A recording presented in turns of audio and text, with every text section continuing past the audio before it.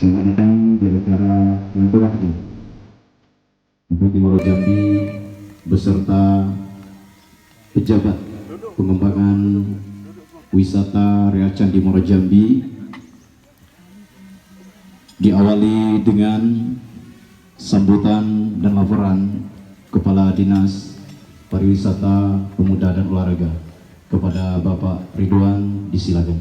Dan Ibu Bupati, bahwa acara kita ini adalah acara sarasehan, bagaimana kita melakukan percepatan dalam rangka pengembangan kawasan Candi Muaro Jambi.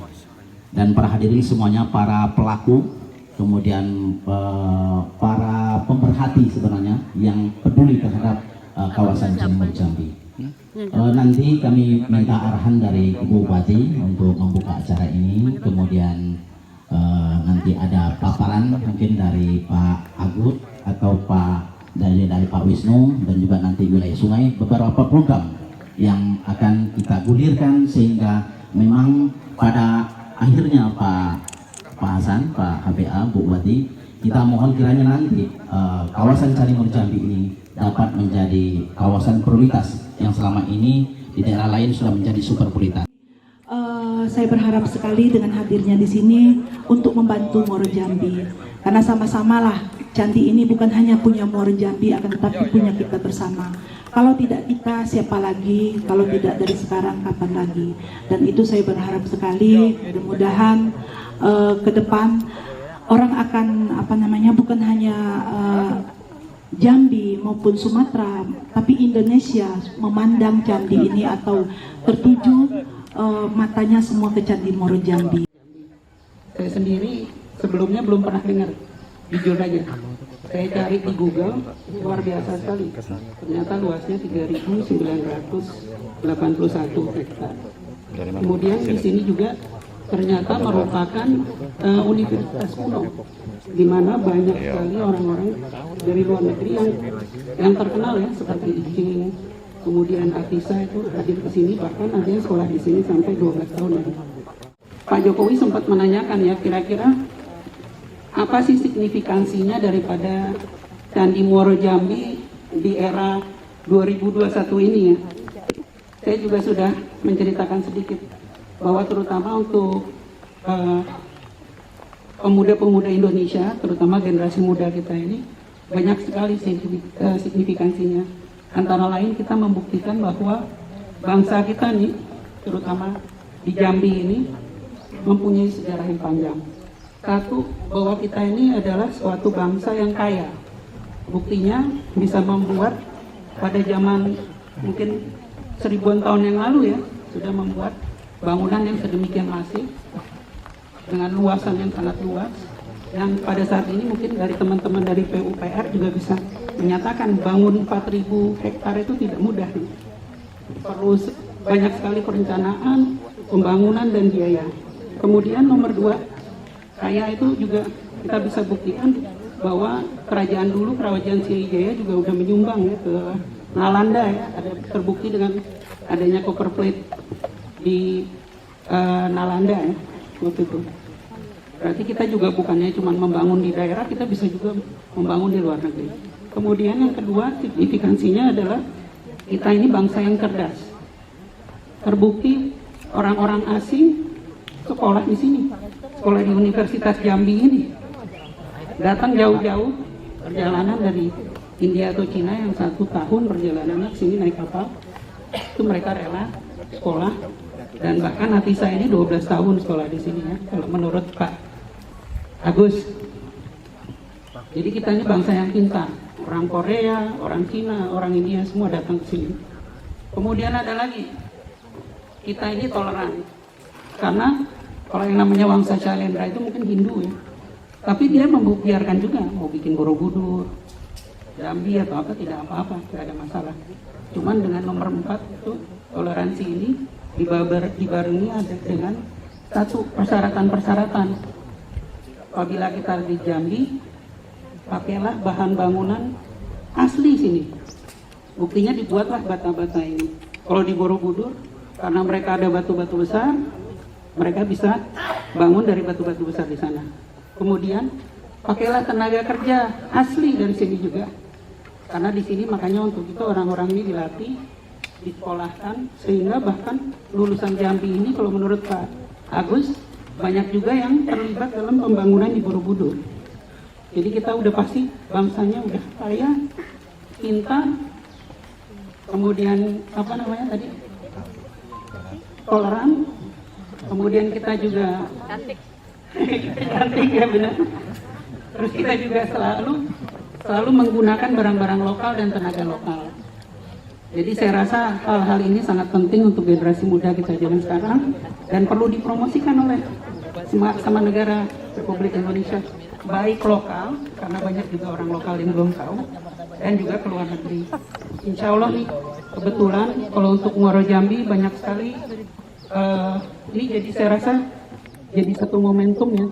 Kebetulan mungkin anggota DPR dari Jambi kemarin juga sempat menyatakan bahwa meminta supaya pemerintah ini melakukan pemerataan anggaran, jangan cuma di daerah super prioritas.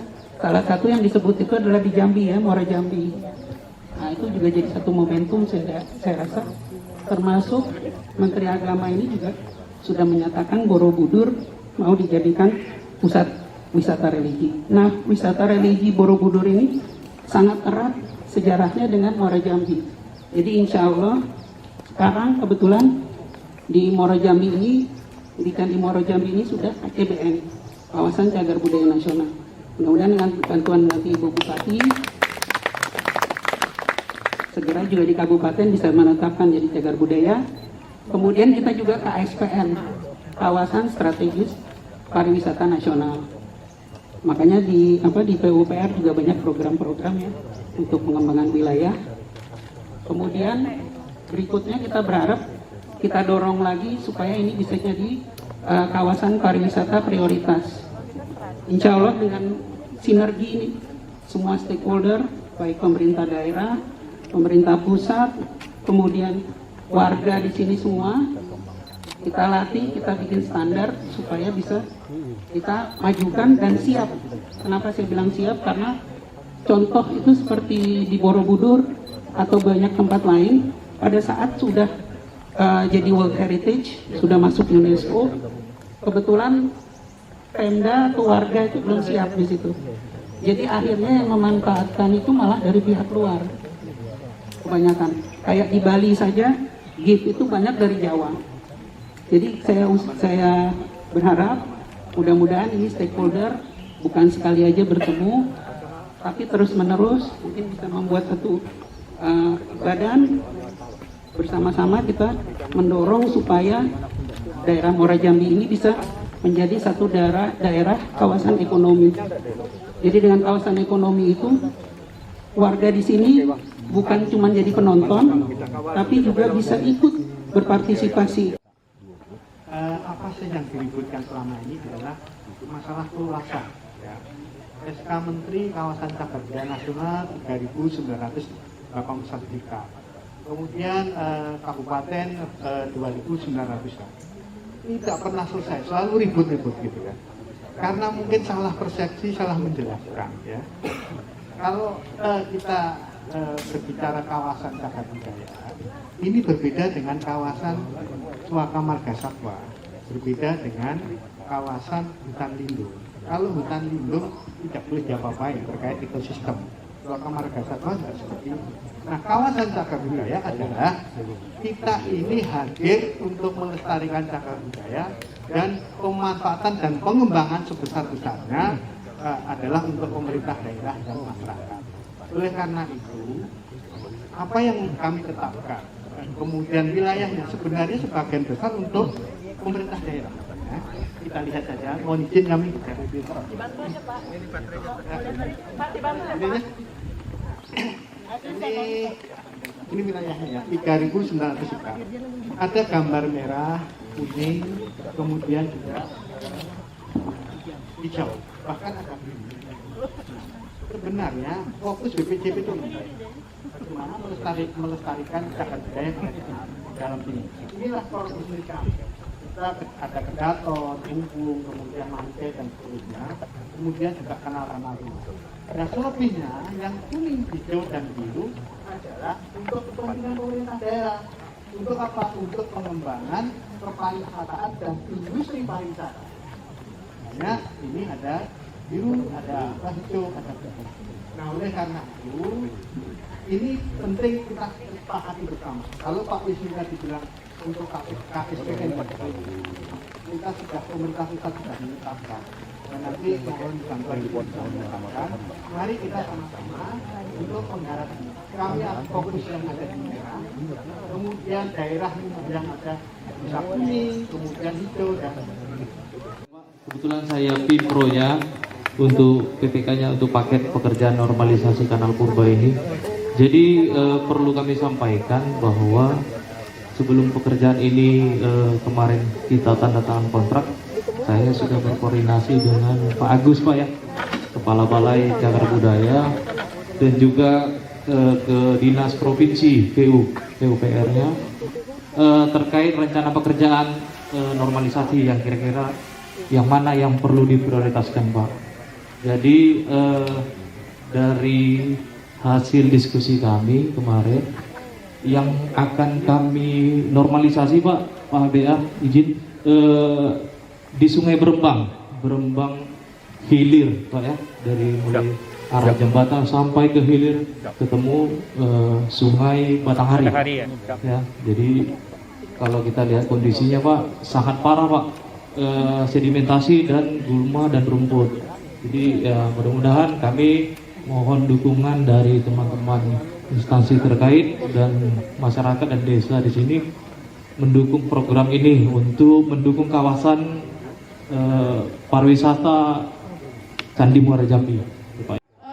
Pada saat awal dan kami bersyukur tadi dari Pak DWS sudah menyampaikan ada kanalisasi ya Pak ya, pembersihan kanal, dan ini terus terang Pak, ini juga menjadi salah satu dari kami juga kemarin.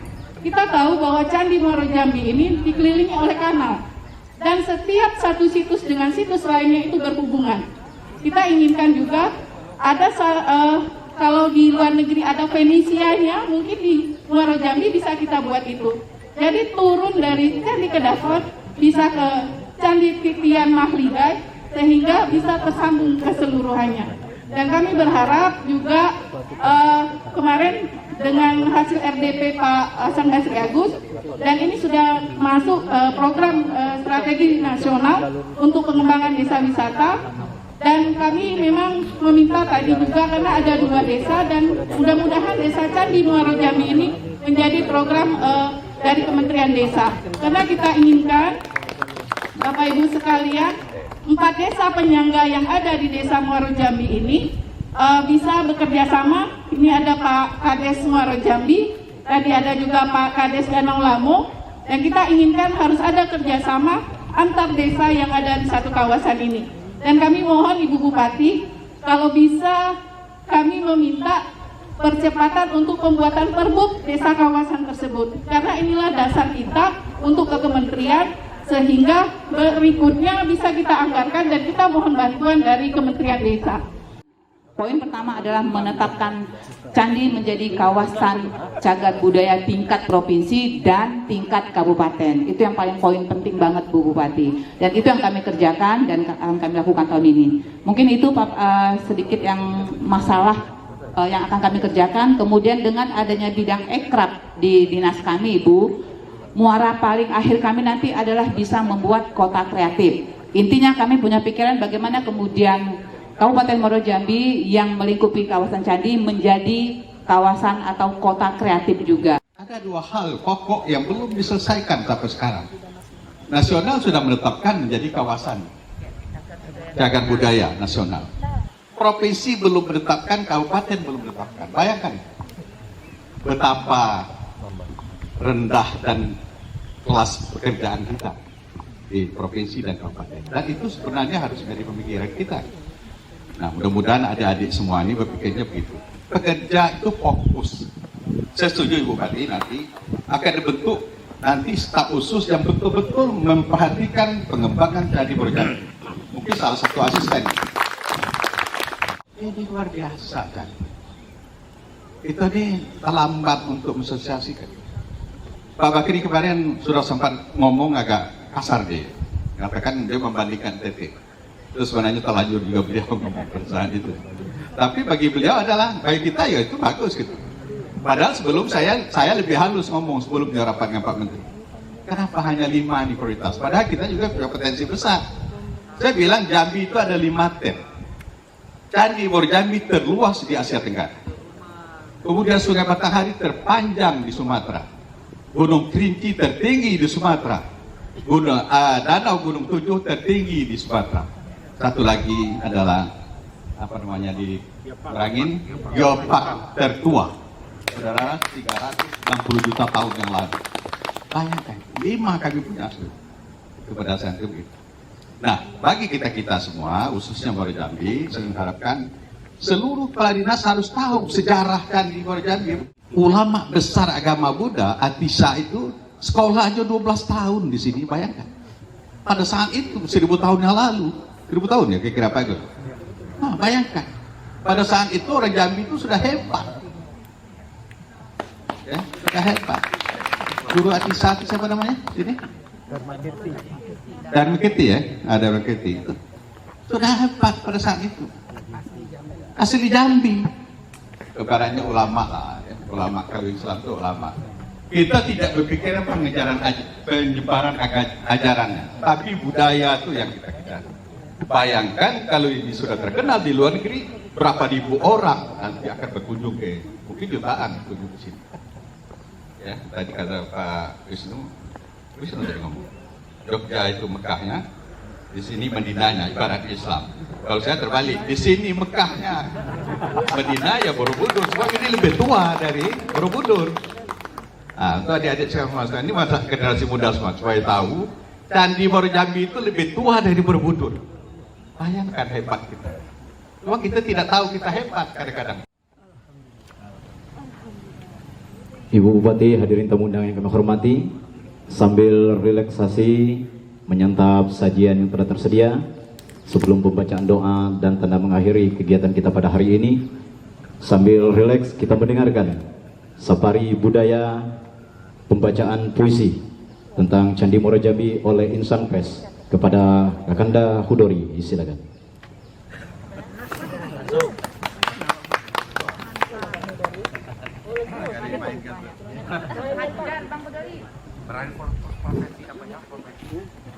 Assalamualaikum warahmatullahi wabarakatuh. Sebelum saya membacakan puisi, saya ingin sedikit memperkenalkan Bang ABA. Kami di sini datang di samping dengan kawan-kawan komunitas seni dan budaya Jambi. Kami alhamdulillah bertepatan dengan tanggal 9 Februari kemarin memperingati Hari APN. Wartawan-wartawan di ujung senja, kata Ibu Fitri ini, wartawan senior Jambi. Di sini ada Bang Herman Nasir, ada Sakti Alamwatir dan lain-lain, ada Om Aka Mahmud, beliau juga berhalangan hadir hari ini. Kami telah membentuk Lekapen Jurnalistik Jambi. Ini berangkat dari keprihatinan kami, bagaimana kami bisa memberikan sumbangsi untuk meningkatkan kualitas para wartawan pemula. Baik, saya akan coba membacakan puisi. Puisi ini terilhami dan buku pantun yang dibuat oleh Junaidi dan Nur, budayawan kita, orang tua kita, untuk mengenang beliau. Dan mohon maaf apabila mungkin di dalam puisi itu tidak sesuai lagi dengan kondisi saat ini, tetapi itu adalah pesan-pesan dari hati nurani beliau dan saya implementasikan dalam bentuk puisi. Pantun Candi di Bukit Perak. Kusimak pantunmu pada nandung batu pelangi, berisik cinta akan kejayaan terbilang. Campi atau Jambi menjadi sengaran, tak ragu di hati. Katamu Bukit Perak adalah saksi bisu tentang mahakarya batu bersusun. Candi tinggi Mandrapi, Gumpung Nam Pesona, serta Astano, Gedong, Kota Mahligai, dan Kembar Batu yang bermisteri. Hingga Telaga Rajo, tempat biksu dan cantrik-cantrik membasuh diri. Semua indah berbalut cerita purba. Kulihat bukit perak dipeluk akar-akar hidup nan kokoh. Di atasnya pohon-pohon duku dan durian menjulang. Aku tersandar menghela napas. Keagungan Karabentang tergurat jelas pada fragmen dan Makara serta patung Ganesha penunggu pintu altar. Negeriku, sebenarnya warisan apa yang kau suguhkan pada kami? Sementara para ahli masih sulit menyimpul cerita dan tapal batas yang tak pasti. Yang aku tahu inilah legenda suci yang diagungkan. Hanya itu. Anak-anak Tamasa disuguhi kertas putih dan alat lukis.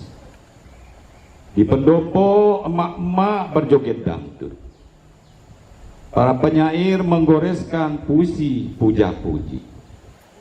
Nun dari tepi sungai Batanghari, remaja kampung bersenandung sunyi, menatap miris papan-papan peringatan. Dilarang, dilarang, dilarang. Ada yang hijrah keluar kampung, mencari lahan baru, atau membuat pondok di pekarangan sempit. Kami tidak bisa lagi berkebun, teriaknya. Pohon-pohon duku dan durian yang dulu ditanam leluhurnya di atas menapu dan serakan artefak menggambit rindu anak cucu. Di atas bukit perak mereka berpantun. Batanghari airnya tenang, sungguh pun tenang deras ke tepi. Candi Muaro Jambi bolehlah terkenal, asalkan kami jangan jadi anak tiri. Demikian Muaro Jambi. Saya tulis puisi ini 28 Januari 2020 untuk mengenang almarhum orang tua kami Junaidi Tenur, Sumaila Arwahi Haji Junaidi Tenur. Al-Fatihah. A'udzubillahi minasyaitonirrajim. Bismillahirrahmanirrahim. Alhamdulillahirabbil alamin arrahmanirrahim maliki yaumiddin iyyaka na'budu wa iyyaka nasta'in ihdinas siratal mustaqim siratal ladzina an'amta 'alaihim ghairil maghdubi 'alaihim waladdallin. Assalamualaikum warahmatullahi wabarakatuh. Baik, sekali lagi kita beri aplaus yang meriah untuk puisi dari Kakanda Hudori.